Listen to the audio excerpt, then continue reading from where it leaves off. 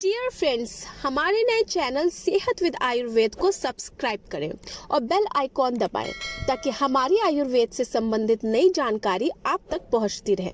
सेहत विद आयुर्वेद ऐसा चैनल है जो आपकी और आपके अपनों का ख्याल रखता है। छोटा नहीं, हम सभी लोग जानते हैं।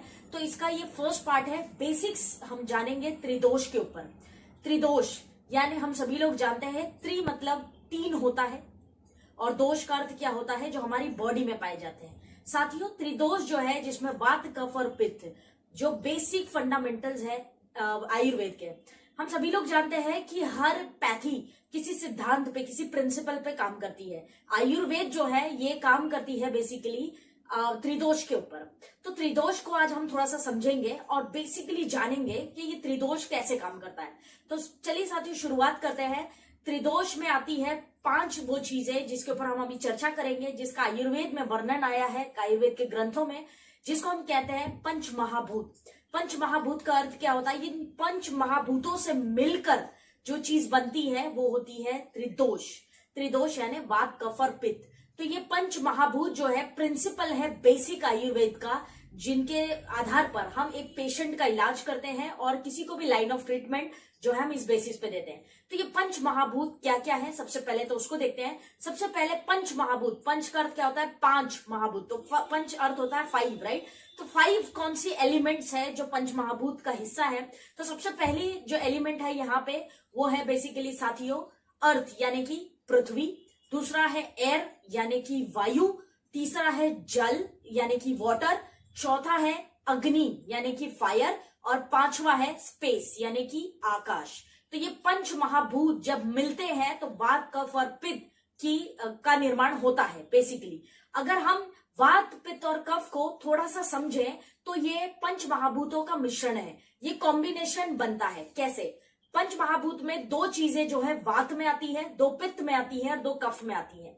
अब आप बोलेंगे पंच महाभूत है तो ये 6 कैसे हो गया? तो वो आपको समझ में आ जाएगा जब मैं कंपैरिजन बताऊंगी।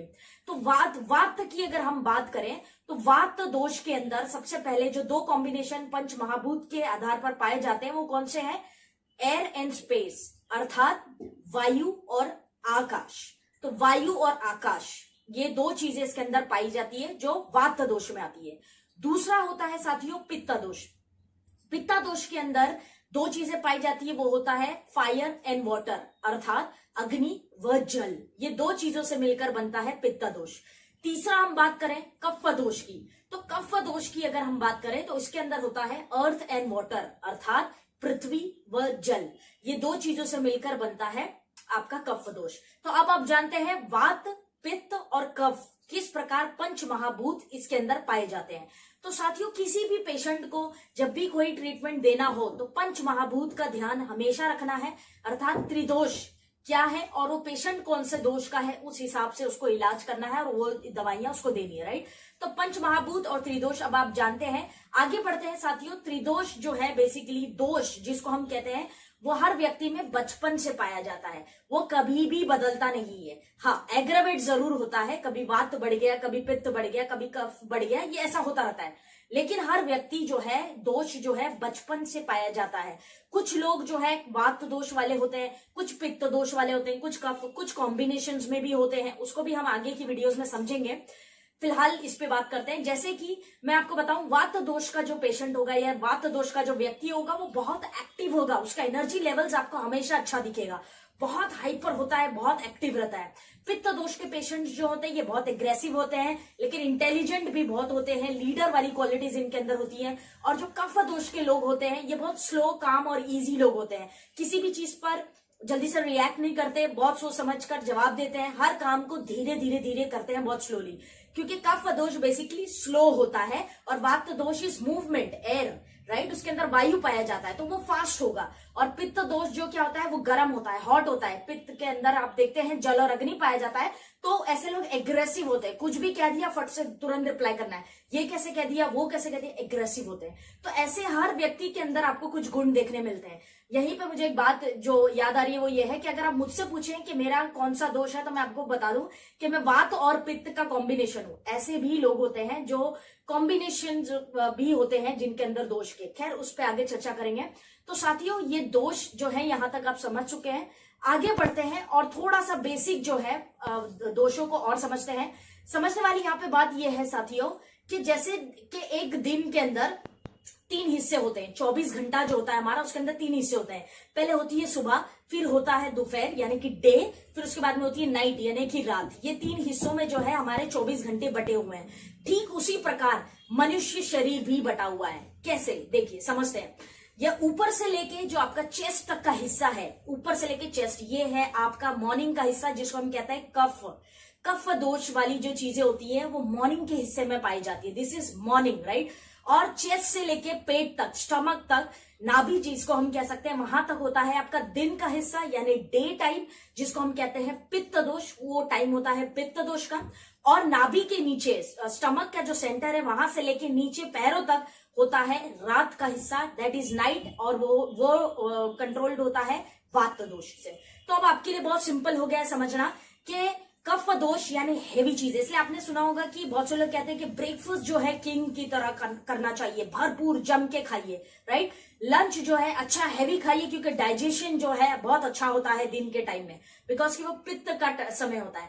वात में, रात के टाइम में लोग क्या कहते हैं, हल्का खाइए, बिल्कुल लाइट खाइए जो इजिली डाइजेस्ट हो जाए, क्योंकि वो हल्का रात का टाइम है, दैट इज कॉल्ड वात दोष। तो ये 3 हिस्सों में आपकी बॉडी भी बटी हुई है, जिसके सिद्धांतों पर जो है आयुर्वेद काम करता है। आगे चलते हैं साथियों और समझते हैं कि इन तीनों में सबसे महत्वपूर्ण कौन सा है और किसका क्या रोल है। वात दोष अगर किसी व्यक्ति का बिगड़ जाता है तो करीब करीब 80 प्रकार के रोग बॉडी में आ जाते हैं। आपके मनुष्य शरीर में 80 प्रकार के रोग उत्पन्न हो सकते हैं। दूसरा जो है पित्त दोष की अगर मैं बात करूं तो करीब करीब 40 से 46 रोग बॉडी में आते हैं जब पित्त दोष आपका गड़बड़ा जाता है। और आखिर में कफ दोष जब आपका गड़बड़ा जाता है तो आपकी बॉडी में करीब करीब 28 रोग आने की संभावनाएं हैं। अर्थात अगर त्रिदोष आपका इम्बैलेंस हो गया तो आपके बॉडी में करीब करीब 148 to 150 डिजीजेस जो है आराम से पैदा हो जाती हैं। अब आप देखते हैं कि हम लोग आज तक क्या कर रहे थे कि जिसको अगर पेट दुख रहा है तो उसको वो दवाई दे दी, जिसको अगर थायराइड है तो थायराइड की दवाई दे दी, मोटापा है तो मोटापा। ये फॉर्मूला जो है दूसरे पैथीज के प्रिंसिपल पे चलता है साथी। ये फॉर्मूला वो उनके प्रिंसिपल है। आयुर्वेद का फॉर्मूला ऐसा बिल्कुल नहीं है। आपको वात दोष समझना पड़ेगा, पित्त और कफ, और इसके आधार पर एक पेशेंट का इलाज करना पड़ेगा। अर्थात अगर आपने किसी का वात दोष सही किया तो 80 प्रकार के रोग चुटकियों में आप जो है ठीक कर सकते हैं, या सही कह सकते हैं कि रीट्रीट कर सकते हैं, राइट। तो ये आपको साइंस जो है थोड़ा सा त्रिदोष का समझना पड़ेगा। उसी प्रकार से जब हम बात करते हैं कि तीनों ही जब इम्बैलेंस हो जाएगा तो बीमारियां जो है बॉडी में आने लगेगी, और तीनों ही बैलेंस रहेगा तो बीमारियों से मुक्त आप जीवन जी सकते हैं। इसलिए कहते हैं Ayurveda is all about lifestyle. Lifestyle जितनी बेहतर होगी उतना बेहतर आप अपने आप को बीमारियों से बचाकर रख पाएंगे। तो सारा जो खेल है वो त्रिदोष का ही है, अर्थात पंच महाभूतों का है, जो अब यहां तक वीडियो देखने के बाद आप समझ चुके हैं। वात दोष क्योंकि नेचर में हल्का होता है, इसके अंदर वायु पाई जाती है, वायु दैट इज एयर, तो ये हल्का होता है। तो वात दोष से होने वाली अधिकतर बीमारियां कैसी होगी जी, हल्की होगी जी, लाइट बीमारियां, जैसे ड्राइनेस हो गया, हड्डियां जो है, हड्डियों की समस्या है, या किसी का वजन घट रहा है, ये सब हल्की बीमारियां हैं जो वात दोष में पाई जाती है। 80 प्रकार के रोग हैं, लेकिन समझने के लिए मैं आपको ये कह रहा हूं कि वायु इसके अंदर पाया जाता है, इसीलिए वात दोष से होने वाली अधिकतर बीमारियां कैसी होती है जी, हल्की होती है, लाइट होती है, राइट। सेकेंड जो होता है पित्त दोष, क्योंकि ये गर्म होता है और एग्रेसिव होता है, इसके अंदर अग्नि पाई जाती है, तो इससे बीमारियां कैसी होगी, बर्निंग वाली होगी, ज्यादा जलन होती है, राइट, बर्निंग वाली, जैसे चेस्ट में बर्निंग हो रही है, जलन हो रही है, बाद में मुंह में छाले आते हैं, अल्सर्स होता है, या हेडेक आपका होने लगता है, या आप कह सकते हो हीट बनती है बॉडी में, या मुंह में थ्रोट प्रॉब्लम्स होती है, ये सब क्या है, हीट रिलेटेड बीमारियां हैं। तो ऐसी बीमारियां क्यों होती है जी, जब पित्त दोष इम्बैलेंस होता है।